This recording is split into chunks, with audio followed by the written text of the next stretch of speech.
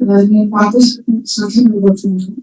చిన్నప్పటి నుంచి నేను నిజంగా చెప్పాలంటే దేవుడిని ఎప్పుడు పూర్తిగా నమ్మలేదు. ఎందుకంటే చిన్నప్పటి నుంచి మమ్మీని ప్రతిరోజు ప్రార్థన చేయడం చూశాను. ఆ ప్రతిరోజు దాని ప్రార్థనని దేవుడికి చెప్పుకుని వచ్చేది. కానీ ఎప్పుడో దేవుడు మమ్మీ వాళ్ళని తీర్చినట్టు ఎప్పుడు చూడలేదు అన్నమాట. అందుకని దేవుడు ఉండే మమ్మీ మాట నాకు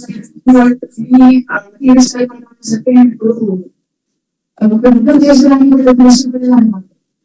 అయిన మళ్ళీ తీసుకెళ్ళండి. తీసుకెళ్ళమన్నారంటే ఆర్డర్ చేయండి, మొబైల్స్ ఆర్డర్ చేయండి, ఆర్డర్ చేయండి, చేస్తారు అని అది కూడా చేశాను. ప్రతిరోజు పొద్దున్న ప్రార్థన చేసుకునేదాన్ని, పడుకోవడానికి ప్రార్థన చేసుకునేదాన్ని. అయినా మా ఇంట్లో పరిస్థితులు కాదు. కాబట్టి టైంకి దేవుడు పొద్దున చేసి ఇంకా దేవుడు నిజం కాదు దేవుడు ఇలా తాగడం మాట్లాడుకుంటారని వస్తుంది. అయితే ఇప్పుడు ఈ కోపంలో ఏంటంటే దేవుడు నిజం కాదు, బైబిల్ అనేది అది అసలు అందరూ రాయడానికి కూడా రాశారు. అది భావించి ఒక పాయింట్ వచ్చేసాను అనమాట. సో క్లియర్గా అప్పుడు అని నిర్ణయించే దాన్ని పూర్తిగా తెలుసుకోవాలి. అలాగే బైబిల్ని పూర్తిగా తెలుసుకున్నాము, అది తెలుసుకున్నాము. సామరీ ఖండించి జనసిస్ చట్టం చదవడం ఆ విధంగా బైబిల్ మైక్ మైక్ ఇవ్వండి సార్. మైక్ మైక్ చిన్న మైక్ ఉంది కదా.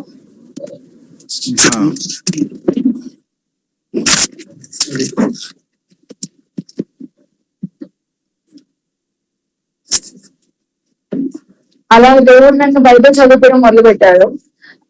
జెనసిస్ ఒక 20 చాప్టర్స్ అలా చదివిన తర్వాత నాకు నిజంగా దాని నుంచి ఏం అర్థం కాలేదు. అది ఏదో చెప్పుకుంటూ పోతున్నారు, నేను నిజంగా 5 వర్సెస్ చదువుకుంటూ వచ్చానంటే ఏం అర్థం కాలేదు ఆబ్వియస్లీ.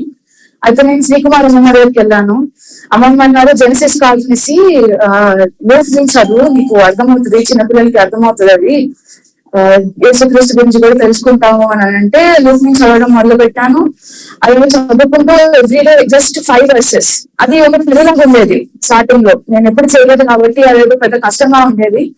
అలా చదువుకుంటూ ఒక పాయింట్ లో దేవుడిని నేను నమ్మడం మొదలు పెట్టాను. ఎలా అంటే దేవుడు ఈ వర్స్ ద్వారా నాకు ఏం చెప్పాలనుకుంటున్నారు, ఈ వర్స్ ద్వారా దేవుడు నాతో ఎలా మాట్లాడాలనుకుంటున్నారు అని నమ్మడం మొదలుపెట్టి ఒక పాయింట్ లో దేవుడిని సగం నమ్మాను. అప్పటికి పూర్తిగా నమ్మలేదు.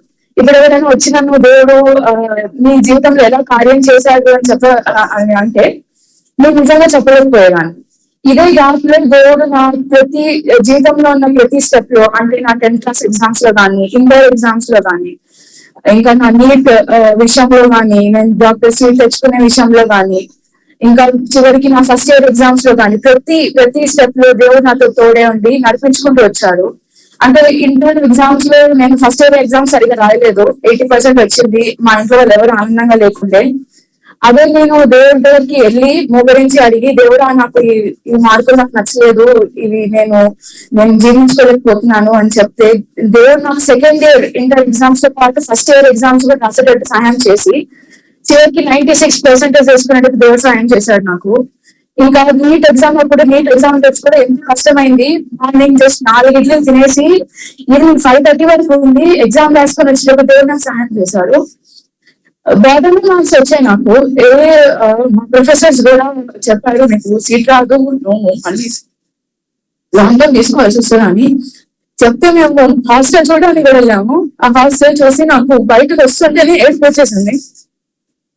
ఏడుపు వచ్చేసి దేవుడా నేను ఇప్పుడు ఉండలేను, నాకు అవ్వదు, ఇక్కడ చాలా పరిస్థితులు చాలా బాగాలేవు, ఇక్కడ అది నిజంగా 8 మందిని ఒకటే రూమ్ లో పెట్టి చదివిపిస్తారు, ఒకటే బాత్రూమ్ ఉంటుంది, చాలా దారుణంగా ఉండేది అక్కడ.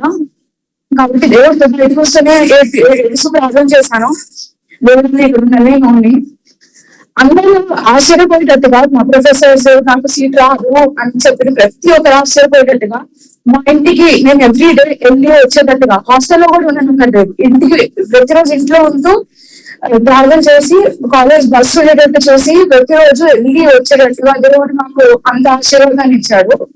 ఇప్పుడు థర్డ్ ఇయర్ ఎంబీబీఎస్ చదువుతున్నాను నేను. నా ఫస్ట్ ఇయర్ ఎంబీబీఎస్ ఎగ్జామ్స్ లో కూడా దేవుడు నాకు ఎంతో సాయం చేశాడు. నేను రాసిన రాతను చూసి నేను నమ్మకలేదు, నేను ఫెయిల్ అయిపోతాను, నేను పాస్ అవ్వను. మళ్ళీ నా ఫస్ట్ ఇయర్ ఎంబీబీఎస్ ఎగ్జామ్ పెట్టినంటే నేను పాస్ అవ్వలేదు అనుకోండి, మళ్ళీ 1 year ఆగి ఫస్ట్ ఇయర్ మళ్ళీ చదివి సెకండ్ ఇయర్కి వెళ్ళాల్సి వస్తుంది. అప్పుడు కూడా రాకపోతే ఇంకొక 5th అటెంప్ట్ కల్లా నేను సర్టిఫికేట్ ఇచ్చి పంపించేస్తారు. ఎంతో టెన్షన్, దేవుడా రాదేమో, దేవుడా నేను పాస్ అవ్వలేను ఏమో అని. కానీ దేవుడు నన్ను హెచ్చించి నాకు 71% తెచ్చుకునేది చేశాడు. నేను నమ్ముకోలేదు, నా మీద దేవుడికి నా మీద నమ్మకం ఉంది. దేవుడు నన్ను మార్క్స్ ఇచ్చారు. ఇన్ని చేసిన తర్వాత కూడా నాకు కావాల్సింది ఒకటి, మా ఇంట్లో పరస్పర మాటము, మా మమ్మీ కోరుకునేది తీరడము అని. కానీ ఒకటి అవ్వలేదు. ఇలా సగం నమ్ముకుంటూ వచ్చిన నన్ను ఈ ఇయర్ జనవరిలో దేవుడు నాలో పూర్తిగా సాల్వేషన్ అంటే రక్షణ కార్యం చేశాడు. నిజంగా చెప్పాలంటే ఒక యూట్యూబ్ వీడియో ద్వారా. ఎందుకంటే ఇట్లా ఒకటి కనిపించింది, Bible in the point of view of Satan అని. అంటే సాతాను వైపు నుంచి బైబుల్ ఏంటి అని. అయితే ఏంటిదో బైబిల్ చూద్దాం అని చూస్తే నాకున్న ఒకటే డౌట్ అనమాట. మా ఇంట్లో ఎన్ని పరిస్థితులు అవుతున్నాయి కదా, ఇవన్నీ సాతాను చేసే కార్యాలు. మరి సాతానికి మాకు ఏంటి అసలుకి గొడవ ఏంటి? సాతానికి మాకు మా ఇంట్లో ఇంత దారుణాలు జరుగుతున్నాయి, ఇంత మేము బాధపడుతున్నాం, మా మమ్మీ ప్రతిరోజు ఏడుస్తుంది, నేను ప్రతిరోజు ఏడుస్తున్నాను, ఇంత మేము బాధపడాలి అనడానికి మాకు సాతానికి ఏంటి, మేము ఏం చేసాము, ఇంత శోధన ఏంటి మాకు అని చెప్పి ప్రతిరోజు ఒక డౌట్ ఉండేది అనమాట. ఆ డౌట్ ని దేవుడు ఆ వీడియోలో నాకు చూపించారు. ఏంటంటే సాతానికి రావాల్సిన ఆశీర్వాదము, సాతానికి రావాల్సిన మనకి ఇద్దామనుకునే మనకి ఇప్పుడైతే దేవుడు ఏదైతే ఇస్తున్నారు ఆశీర్వాదం, అంటే ఆయన రాజ్యానికి వారసులుగా మనల్ని చేస్తున్నారు, ముందు అది సాతాను అవ్వాలన్నమాట. అది సాతాను అవ్వలేదు కాబట్టి సాతాను హెవెన్ నుంచి త్రో వేయబడ్డాడు, కింద పడిపోయాడు. అందుకని సాతానికి మన మీద కోపము, మన మీద ద్వేషము, ఇంకా మనము ఈ ఆశీర్వాదానికి అర్హులం కాదు అని చెప్పి ప్రతిరోజు దేవుడి దగ్గర ఆయన నిరూపిద్దామని చూస్తున్నాడు. అది మనము మన జోబ్ చాప్టర్ 1 లో 6 to 11 నుంచి చూస్తాం అనమాట. దేవుడి దగ్గర సాతాను చెప్తా ఉంటాడు, యోబు నీకు నీ గ్లోరీకి అర్హుడు కాదు, నువ్వు యోబు అతను కాపాడుతూ వచ్చావు కాబట్టి అని చెప్పి టెస్ట్ చేయాలనుకుంటున్నాను నేను యోబును అని చెప్పి.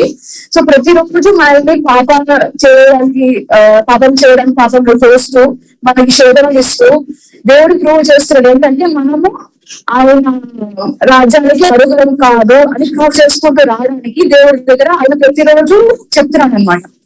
కాబట్టి ఇది నాకు అర్థమయ్యి నేను ఇంకా ఇలా అయితే కాదు, రోజు 5 verses అయితే కాదు, నేను దేవుడు ఇంకా స్ట్రాంగ్ గా ఉండాలి. నేను దేవుడు మన కోసం ఇంత కష్టపడి మన కోసం కిందకి వచ్చి మన కోసం చచ్చిపోయి ఇంత చేసిన తర్వాత నేను దేవుడికి తిరిగి ఏం చేయాలి అని అంటే రోజు బైబిల్ చదవాలి అని అన్నారు. కాబట్టి రోజు బైబిల్ నేను ప్రతిరోజు సామ్స్ చాప్టర్ చదవడం మొదలు పెట్టాను.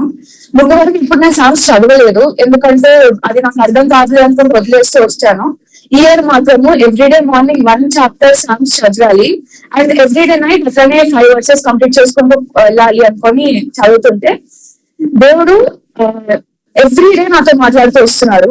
చివరికి ఈ రోజు కూడా నేను నిజంగా అయితే ఏం ప్రిపేర్ అవ్వలేదు, ఏం చెప్పాలి దేవుడా ఏం ప్రిపేర్ అవ్వలేదు. అయితే ఈ రోజు పొద్దున నా వర్స్ అనేది సామ్స్ చాప్టర్ 45 మొదటి వర్స్ లోని దేవుడు నాతో మాట్లాడుతూ వస్తారు. ఏంటంటే నీ నాలుక నేను బాగా రచించే వాళ్ళ పెళ్ళలాగా తిప్పుతాను, నీ నోరు అనేది గ్లోరీ అంటే ఐశ్వర్యంతో, నీ నోట్లో నేను ఐశ్వర్యం వస్తానన్న విధంగా చెప్పారు. అంటే ఆయన నా ద్వారా మాట్లాడతారు, నీకేంటి భయము అని విరోధ దేవుడు నాతో మాట్లాడుతూ వచ్చారు. అట్లనే నేను ఒక రోజు నా దేవుడు నాకు పాపాలు చెప్పిన శక్తి ఉన్నట్లేదు దేవుడా, నేను జన్మదా పాపిని నా వల్ల అవ్వట్లేదు దేవుడా అని అంటే సామ్స్ చాప్టర్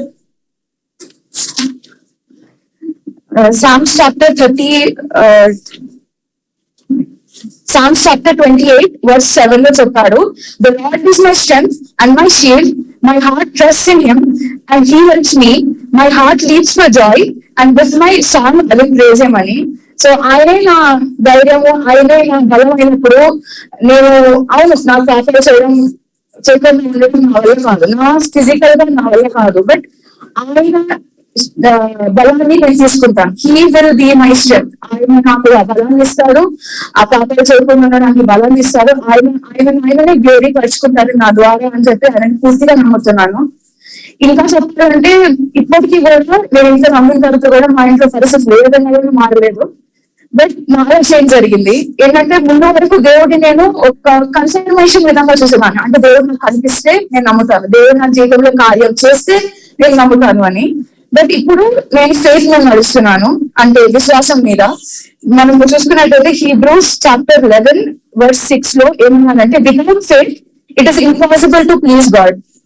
కాబట్టి విత్ ఫెయిత్ అంటే చూసి నమ్మడం కాదు, చూడకుండా నమ్మడం. కాబట్టి ఇప్పుడు ఏదో నా జీవితంలో కార్యాలు జరుగుతాయి, మారుతాయి అని కాకుండా ఓన్లీ దేవుడిని నమ్ముకోవాలి, దేవుడితో నడవాలి, దేవుడు నిజమని నమ్మి నా లైఫ్ లాంగ్ దేవుడితో ఎట్లనే ఉంటానని కోరుకుంటూ ఈ వాక్యం ద్వారా నా బాప్తిస్మం సాక్ష్యం ఇస్తున్నాను.